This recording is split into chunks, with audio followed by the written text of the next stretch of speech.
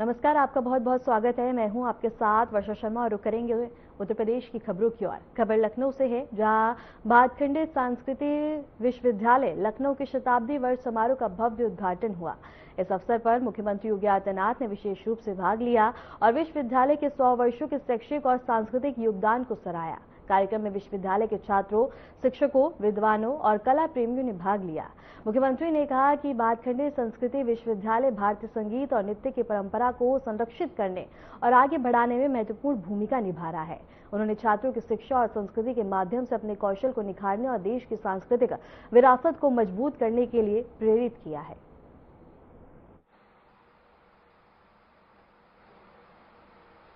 सुविख्यात संस्कृति कर्मी, पूर्व सांसद और आज के समारोह के विशिष्ट अतिथि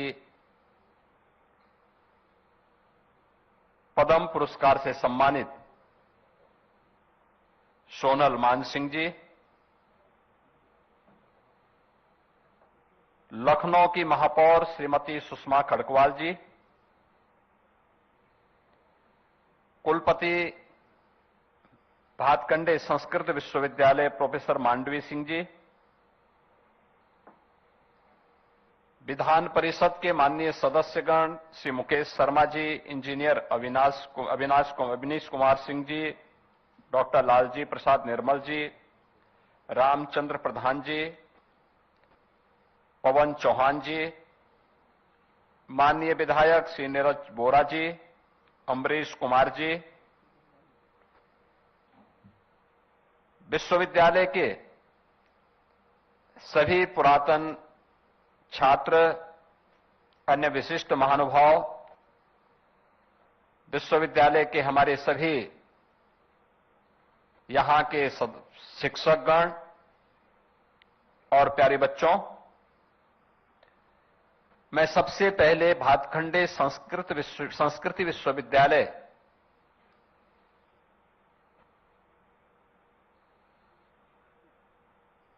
जो आज फर्श से अर्श की एक नई ऊंचाई को प्राप्त करने की ओर उत्सुक दिखाई दे रहा है, इस पूरे संस्थान को शताब्दी महोत्सव के शुभारंभ के अवसर पर उत्तर प्रदेश सरकार और उत्तर प्रदेश की जनता की ओर से हृदय से बधाई देने के लिए आया हूं। मेरी बधाई और मंगलमय शुभकामनाएं स्वीकार करें।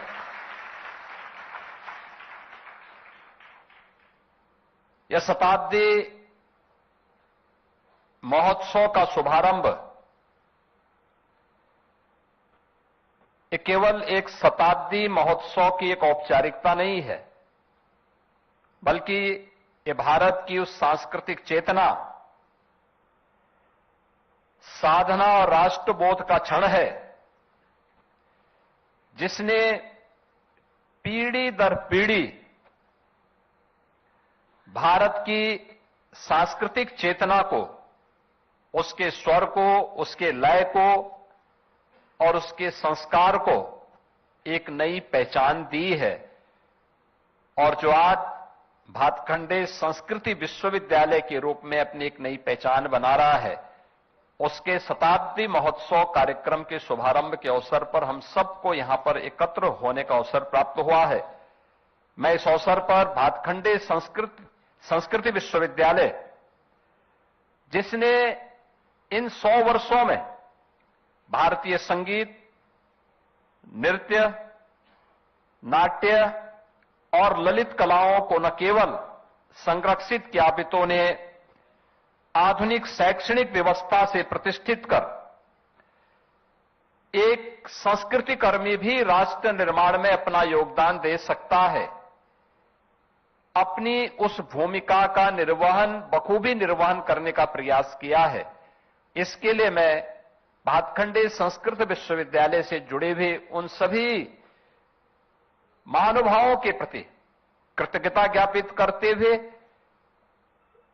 उनके प्रति जिन्होंने इस संस्थान को आगे बढ़ाया था, उनके प्रति इस अवसर पर उनका विनम्र स्मरण करते हुए उनको श्रद्धांजलि भी अर्पित करता हूं। हम जब संस्कृति शब्द कहते हैं राष्ट्र की आत्मा संस्कृति में होती है। जैसे कोई मनुष्य है, आत्मा जब उस शरीर से अपना संबंध तोड़ देती है तो शरीर निस्तेज हो जाता है, मृत हो जाता है। ऐसे ही राष्ट्र के जीवन में भी होता है। अगर उसकी संस्कृति उससे अलग कर दिया जाए तो राष्ट्र निस्तेज हो जाता है, खंडर हो जाता है, अपनी पहचान को खो देता है। लेकिन भारत की कला ने, भारत की स्वर ने, भारत की इस लय ने अपनी इस पहचान को सम और विषम परिस्थितियों का सामना करते हुए जो निरंतरता दी, उन संस्कारों की बदौलत है कि भारत की हमारी संस्कृति अपने आप को दुनिया में सनातन संस्कृति के रूप में स्थापित करने और उसको प्रभावी ढंग से उसकी विभिन्न विधाओं के माध्यम से आगे बढ़ाने में सफल हुई है। और आज हमें भातखंडे संस्कृत विश्वविद्यालय के शताब्दी महोत्सव कार्यक्रम के साथ जुड़ने का अवसर प्राप्त हो रहा है। यह अवसर हमारे लिए बहुत महत्वपूर्ण है, क्योंकि 1940 में गुरुदेव रविंद्रनाथ टैगोर ने अपना जो पत्र जारी किया था, उन्होंने उस समय इस संस्थान को उन्होंने विश्वविद्यालय के रूप में संबोधित किया। लेकिन 1940 के बाद 1947 में भारत आजाद होता है। 1950 में भारत का संविधान लागू होता है। 1947 से लेकर के लगातार 2017 तक सरकारें आती गईं, जाती गईं। लेकिन मैं धन्यवाद दूंगा तत्कालीन राज्यपाल श्री राम नाईक जी ने। एक दिन जब मैं उनसे मिलने के लिए गया था, उन्होंने कहा कि भातखंडे संस्थान यहां पर है, क्या वह विश्वविद्यालय बन सकता है? तो मैंने कहा कि जरूर इसमें प्रयास होना चाहिए और हम प्रयास करेंगे, हमारे पास प्रस्ताव आ जाता है तो। मैं हमेशा इस बात को मानता हूं कि कलाकार ये ईश्वरीय गुण है, हमें उसकी अवमानना नहीं करनी चाहिए। और चाहे उसमें किसी भी विधा से जुड़ा हुआ हो, उसको सम्मान देना चाहिए, उसको प्रोत्साहित करने का प्रयास करना चाहिए। और वह मेरे लिए क्षण था। प्रस्ताव आने में देर हुआ, मैं विभाग के पीछे पड़ा रहा, भैया आप कुछ करिए, आगे बढ़िए। लेकिन मुझे प्रसन्नता है कि गुरुदेव रविंद्रनाथ टैगोर ने जो कल्पना की थी कि विष्णु नारायण भातखंडे जी की, पंडित विष्णु नारायण भातखंडे जी की भावनाओं के अनुरूप विश्वविद्यालय के प्रस्ताव को हम आगे बढ़ा सकें, और 2022 में हमारी सरकार ने इसको विश्वविद्यालय के रूप में मान्यता दी। और आज भातखंडे संस्कृत विश्वविद्यालय उत्तर प्रदेश का पहला संस्कृति का विश्वविद्यालय बनकर के हमारे सामने खड़ा है। मैं धन्यवाद दूंगा कुलपति जी को, प्रोफेसर मांडवी सिंह जी को, इस बात के लिए कि उन्होंने विश्वविद्यालय के कुल गीत के साथ ही विश्वविद्यालय का जो लोगो था, लोगो एक पहचान होती है, उसका जो थीम भी दिया, वो दिया नादाधीनाम जगतः,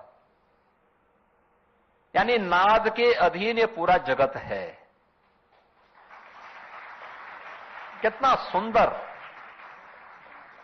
क्योंकि जब कुलपति जी मुझसे मिलने के लिए आए, मैंने 2-3 बार लोगों को मना कर दिया। मैंने कहा बेकार लोगो आप बना रहे हैं। एक बार तो आया था केवल भातखंडे संस्कृत विश्वविद्यालय। मैंने कहा हमारा थीम क्या है, विजन क्या है, हम क्या बोलना चाहते हैं इसके माध्यम से, हम आने वाली पीढ़ी को क्या प्रेरणा देना चाहते हैं। और उन्होंने परिश्रम किया। वो बोलती कम है लेकिन परिणाम दे देती हैं। और सचमुच कितना सुंदर, कितना बेहतरीन प्रस्तुति है। यानी नई दिल्ली स्थित बीजेपी मुख्यालय में यूपी विधानसभा अध्यक्ष पंकज चौधरी ने नवनियुक्त राष्ट्रीय कार्यकारी अध्यक्ष नितिन नवीन से मुलाकात की है। इस दौरान संगठन को मजबूत करने, आगामी राजनीतिक कार्यक्रमों और रणनीतियों को लेकर चर्चा हुई। दोनों नेताओं ने पार्टी कार्यकर्ताओं के समन्वय और संगठनात्मक विस्तार पर विचार विमर्श किया।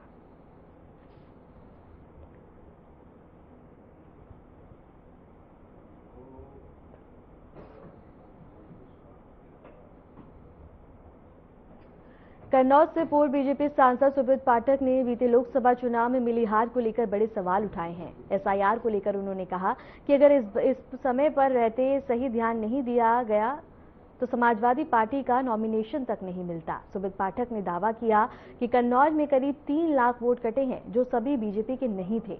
उन्होंने कहा कि बीजेपी पूरी ताकत लगाने पे भी 50 से 55% वोट ही डलवा पाती है, जबकि सपा को 90% तक वोट मिल जाते हैं। पूर्व सांसद के इस बयान से राजनीतिक हलकों में अब हलचल मच गई है।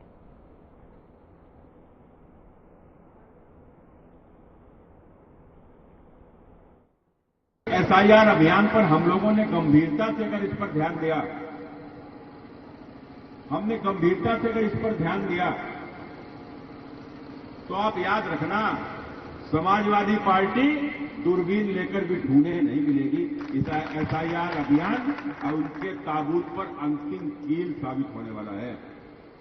आपको मालूम है, कल हम लोग लगभग समीक्षा कर रहे थे अपने कन्नौज विधानसभा व कन्नौज जनपद की 3 विधानसभाओं की।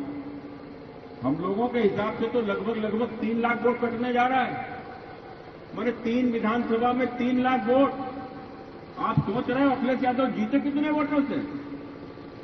3 लाख वोट केवल वहां कटने जा रहा है। रसूलाबाद और विधुना भी बाकी पड़ी हुई है।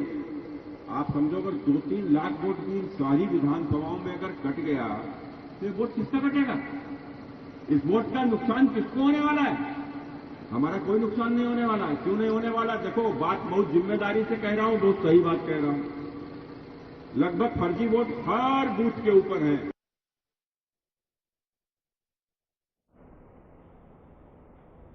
यूपी सरकार के सहकारिता मंत्री राठौर वाराणसी पहुंचे, जहां उन्होंने विभागीय अधिकारियों के साथ समीक्षा बैठक की। इस दौरान उन्होंने कहा कि एसआईआर के जरिए घुसपैठियों को मतदाता सूची से बाहर किया जाएगा और नियमों के तहत कार्रवाई कर उन्हें देश से भी बाहर किया जाएगा। उन्होंने स्पष्ट किया कि दूसरे देश से आए व्यक्ति नियमों का पालन कर रही मतदाता सूची में शामिल हो सकेंगे, जबकि एसआईआर में पाए जाने वालों को सेंटर भेजा जाएगा। मनरेगा को लेकर मंत्री ने इसे भ्रष्टाचार का अड्डा बताया और कहा कि जी राम जी प्रक्रिया से पारदर्शिता आएगी। मंत्रिमंडल विस्तार से सवाल पर उन्होंने कहा कि जरूरत पड़ने पर केंद्रीय नेतृत्व के निर्देश के बाद विस्तार संभव है।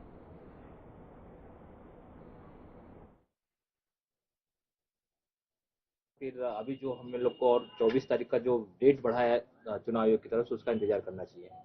सबसे पहले तो मैं भारत निर्वाचन आयोग का बहुत अभिनंदन करना चाहता हूं, जो इन्होंने इतनी बड़ी और अच्छी प्रक्रिया का पालन कराया है, जिसमें जो बहुत से ऐसे मतदाता जो पहले भारत में घुसपैठ करके आए, फिर बाद में मतदाता सूची में घुसपैठ करके बैठ गए और वो स्थायी रूप से बैठ गए।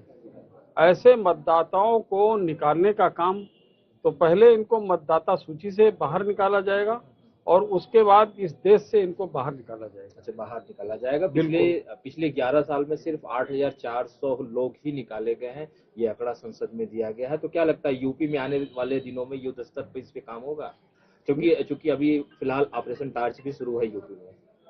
देखिए, ऐसा है कि इस तरीके के जो भी आए हुए हैं, जो भारत के नागरिक नहीं हैं, जो भारत माता की कोख से पैदा हुआ कोई व्यक्ति यहाँ पर भारत का मतदाता बनेगा, और अगर कोई बाहर से आया हुआ व्यक्ति है तो वो नियम सम्मत और संविधान के मुताबिक अगर भारत की नागरिकता प्राप्त करता है तो वही मतदाता सूची में रहेगा। इसके अतिरिक्त अगर कोई किसी तरीके से दुस्साहस करके फिर से बैठ जाता है तो बार बार इसको संशोधित करके फिर से निकालने का काम करेंगे। और एसआईआर का काम बहुत गहनतापूर्वक पूरे देश में हो रहा है और उत्तर प्रदेश में भी हो रहा है। जो लोग अनट्रेसेबल हैं, जो लोग छोड़कर भाग गए हैं, इन लोगों को पता किया जाएगा वो कहाँ किस जिले में भागे हुए हैं, उनको वहां से पकड़कर डिटेंशन सेंटर में जमा किया जाएगा। उसके बाद उनके प्रदेश में, उनके देश में वापस भेजने का काम करें। मुख्यमंत्री योगी आदित्यनाथ के निर्देशों के बाद प्रदेश भर में खाद की कालाबाजारी के खिलाफ अभियान तेज कर दिया गया। किसानों को समय पर यूरिया उपलब्ध कराने के लिए जिलों में सघन कार्रवाई की जा रही है। इसी क्रम में बाराबंकी में जिलाधिकारी शशांक त्रिपाठी के निर्देश पर जिला कृषि अधिकारी राजू राम के नेतृत्व में कृषि और सहकारिता विभाग की टीमों ने 50 उर्वरक बिक्री केंद्रों पर छापेमारी की। कार्रवाई में 19 नमूनों की जांच के लिए भेजे गए हैं। एक विक्रेता का लाइसेंस निलंबित किया गया है और 4 विक्रेताओं के कारण बताओ नोटिस जारी किया गया है।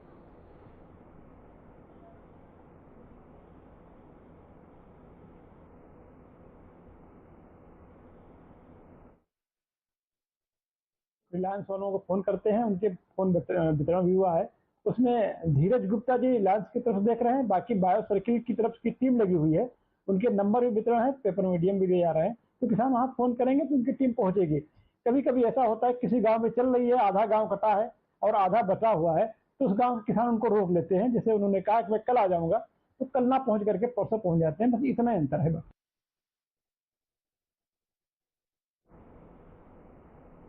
रुक करेंगे बड़ी खबर की ओर। यूपी में ऑपरेशन जारी है। घुसपैठियों की तलाश में ऑपरेशन चलाया जा रहा है। झुग्गियों में घुसपैठियों की तलाश जारी है। अवैध घुसपैठियों की तलाश में बता दें कि पुलिस जुटी हुई है।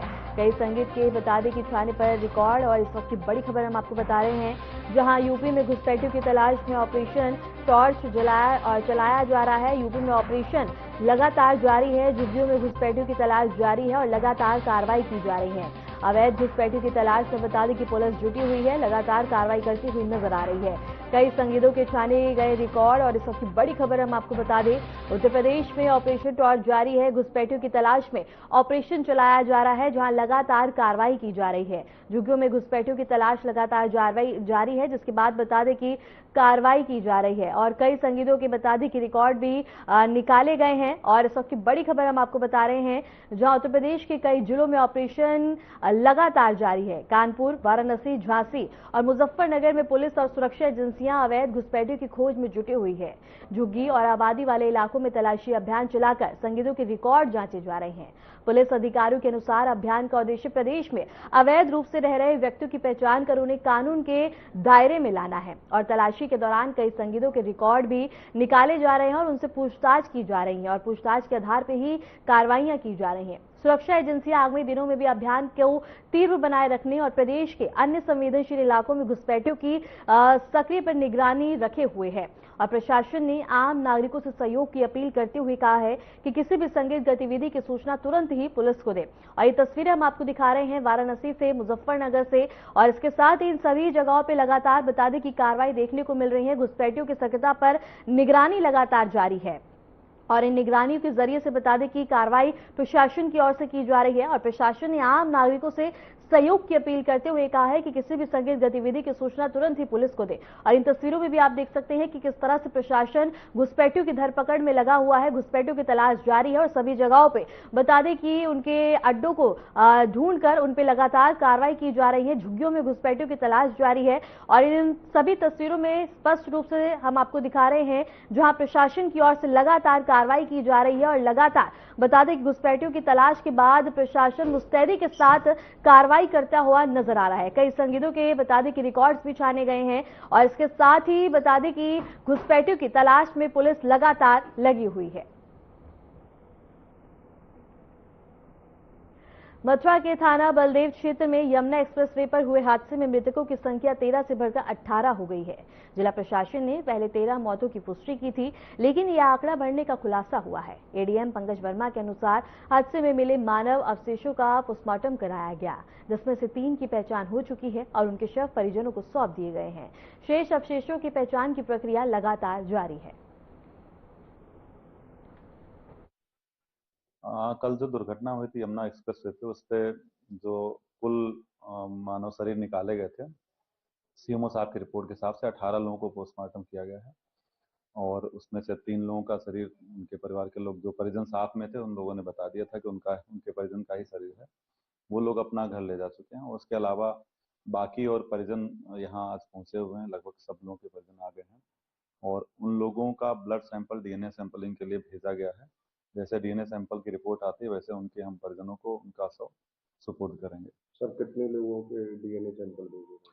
कुल 18 अंश मिले थे, मानव अंग मिले थे। आगरा में नकली दवा सिंडिकेट की बड़ी कार्रवाई के बाद अब नई जांच शुरू होने जा रही है। जेल से हाल ही में छूटे दवा व्यापारियों के खिलाफ फिर से केस दर्ज किए जाएंगे। ड्रग्स विभाग ने बता दी कि नामी दवा कंपनियों की शिकायतों के आधार पर कार्रवाई तेज कर दी है। इस मामले में ड्रग्स विभाग की सतर्कता और नामी कंपनियों की शिकायतों से जल्द नए मुकदमे दर्ज होने की संभावना है।